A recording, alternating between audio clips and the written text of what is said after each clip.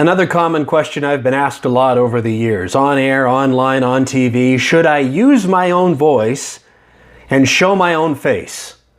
My answer is yes, but don't drag your heels and tell me you're running. Don't run me around and say I'm a square. Don't serve me dirt and say it's delicious. Just do better. Just do better.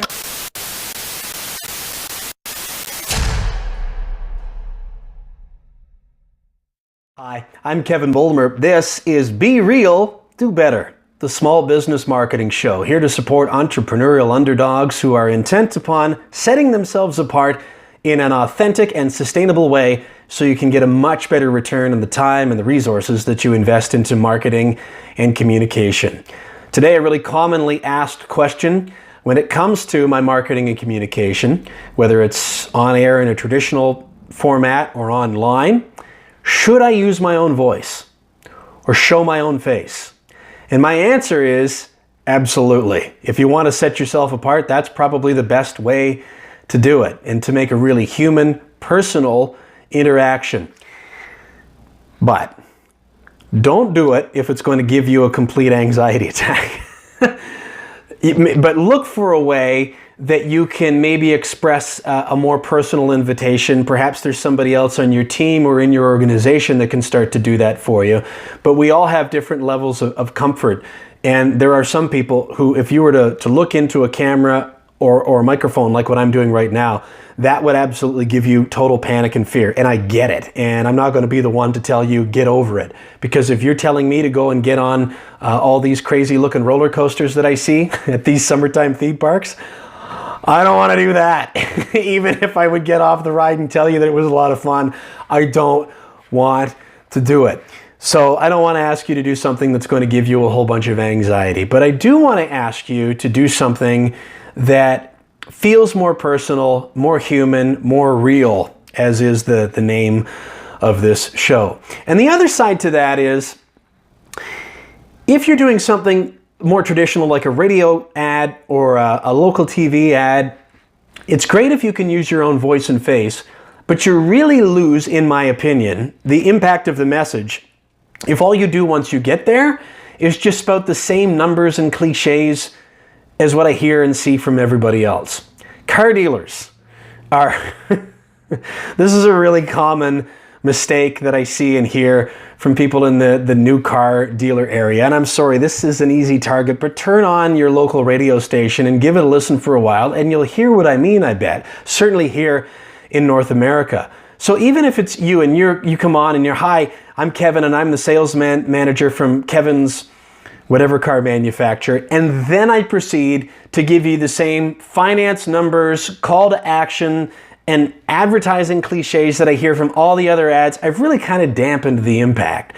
But if, on the other hand, I've told you something that's authentic and sincere, and I've shared part of the story of what's behind my business and why that might be of use to you, how that can help you, why that might interest you, as opposed to just all the reasons why I think I'm great, then you might be interested. I'll give you a couple of quick examples. One that comes to mind, I still smile when I think about this, is from the days when I was working for a group of radio stations, and as part of that job was helping a lot of local small business and medium-sized business marketers with their radio campaigns and their digital ad campaigns. And one of the businesses that I represented was a pretty small restaurant in the downtown core that was only open for breakfast and lunch every day. Now, this restaurant was owned by a retired couple. And the husband from this husband and wife team, he would come in and he would be the voice of their radio commercials. Now, here's a retired school teacher who had a wonderful, warm personality, but when his voice was on the radio, it sounded dry, dry, dry.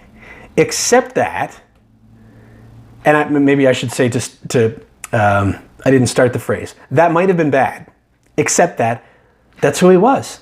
That's how he sounded. No, he wasn't dry, he was warm, but his voice was just kind of monotone and calm and this is how his commercial sounded pretty much, and there wasn't a lot of inflection to it. But he would invite you personally to come and see what they did at the restaurant and why and what kind of food they were particularly proud about, and looked forward to seeing you there. So did it make for a dynamic commercial? Not necessarily, but I can tell you this, it instantly stood out.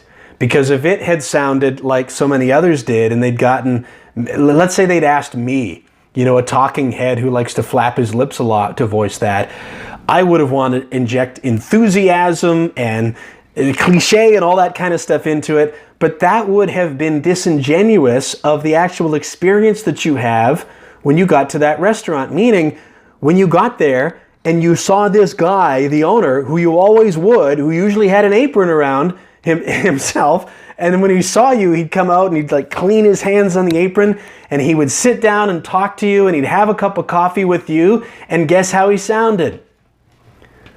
Like this. And calm and endearing. And people loved him for it. And that's who he was. That was a great example. I used to have people inside that group of radio stations complain to me because they didn't like the way that ad sounded, like there was some standard that it was supposed to live up to. No, it was authentic. It was genuine.